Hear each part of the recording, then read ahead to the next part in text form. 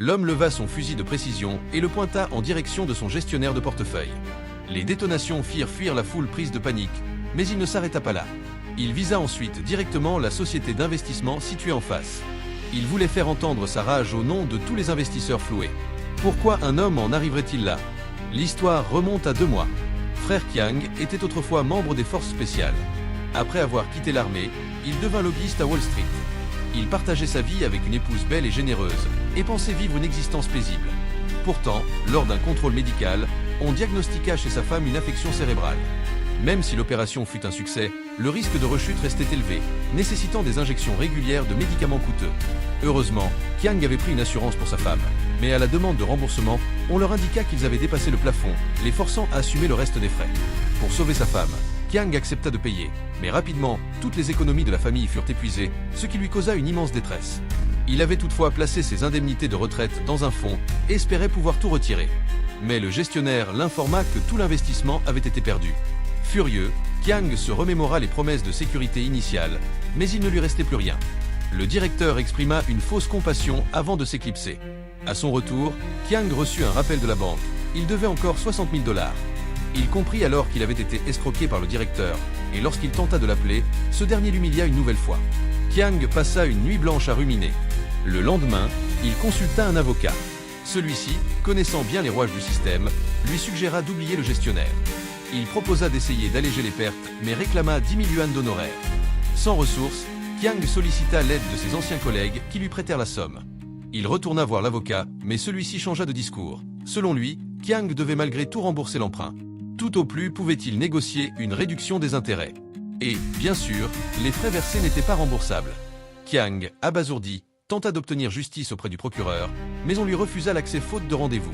En rentrant chez lui, son employeur l'informa que ses dettes mettaient l'entreprise en péril et qu'il était licencié. Son patron, néanmoins, lui versa une indemnité. Résigné, Kiang accepta. Peu après, pour ne pas être un poids, sa femme mit fin à ses jours. Elle plia les vêtements de Kiang, laissa une lettre, retira son alliance et s'allongea calmement sur le lit pour attendre la fin. Quand Kiang découvrit le corps, il s'effondra. Les dettes ne l'avaient pas brisé, mais la perte de son épouse l'anéantit.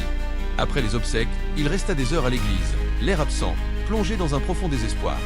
Ce jour-là, des agents bancaires vinrent menacer de saisir sa maison. Mais Kiang n'avait plus un sou. Le soir, il errait dans les rues et croisa le procureur qu'il avait ignoré, en train de dîner joyeusement. En repensant à sa femme, la colère monta. Il aborda le procureur pour lui raconter ses épreuves. L'autre l'ignora et insulta même sa femme. Kiang, furieux, le poussa, et un taxi qui passait l'envoya directement vers la mort. Kiang, pris de panique, s'enfuit. Le lendemain, les médias rapportèrent l'accident, et la police conclut qu'il s'agissait d'un malheureux hasard. Rassuré, Kiang se sentit même soulagé. Il décida alors de venger sa femme. Tous, du gestionnaire au PDG de la société d'investissement, allaient payer. Il ressortit un M4 de son placard, une arme qu'il avait utilisée dans l'armée, et s'installa dans un petit hôtel pour planifier sa vengeance. Comme il n'avait pas pratiqué depuis longtemps, il s'entraîna discrètement dans un lieu isolé. Malgré les années, sa précision était intacte. Prêt à agir, Kiang utilisa sa prime de licenciement pour acheter des armes et des grenades à un trafiquant. Il piégea ensuite un vice-président en l'envoyant chercher un déjeuner. Il revint ensuite, inquiet, mais aucun policier ne vint frapper à sa porte, ce qui le rassura. Sa prochaine cible, les hauts responsables de la société. Sans hésiter, il abattit l'un d'eux. La nuit, il se rendit au domicile de l'avocat et l'élimina lui aussi. Ces assassinats créèrent la panique dans les services de police, et les médias s'emparèrent de l'affaire. Le PDG, informé, ordonna à sa secrétaire de renforcer la sécurité. De son côté, Kiang s'infiltra dans la société d'investissement déguisée en agent d'entretien et inspecta les lieux en vue de l'assaut final. Il appela ensuite le gestionnaire et lui proposa un faux investissement pour l'attirer. Ils fixèrent un rendez-vous pour le lendemain, mais Kiang ne s'y rendit pas.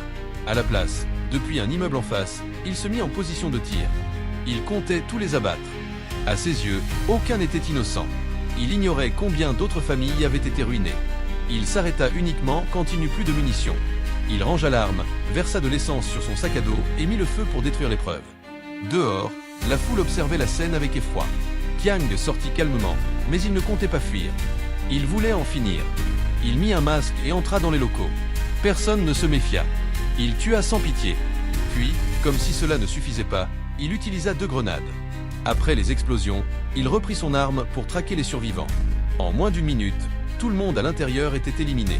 À ce moment-là, les forces spéciales avaient bouclé le bâtiment. Sachant qu'il ne lui restait plus beaucoup de temps, Kiang décida d'aller régler ses comptes avec le PDG.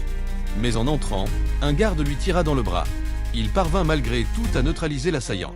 Il fit signe à la secrétaire de fuir, puis entra dans le bureau du patron. Là, il retira son masque et s'assit à son bureau, l'accusant de ses nombreux crimes. Le PDG, calme, déclara que le monde appartient aux forts et que voler est normal. Il cita même les États-Unis comme exemple, insinuant que Kiang méritait sa pauvreté. Kiang ne répondit pas. Il posa l'arme sur la table et dit qu'il donnerait une chance, le plus rapide la prendrait. En comptant jusqu'à 3, le patron saisit le pistolet et tenta de tirer sur Kiang, mais l'arme était vide. Au même moment, la police fit irruption et abattit le PDG. Kiang avait tout prévu. Il savait que l'autre tenterait de s'emparer de l'arme, et il avait vu sur les caméras que la police était là. Le piège fonctionna, et le PDG fut accusé à sa place. Alors que Kiang s'apprêtait à partir, une main l'arrêta. C'était son meilleur ami. Celui-ci avait deviné son implication, mais ne le dénonça pas. Il le raccompagna en silence. Kiang échappa ainsi à la justice, et le film se termina là. Merci de votre attention. Si l'histoire vous a plu, n'oubliez pas de liker et de vous abonner.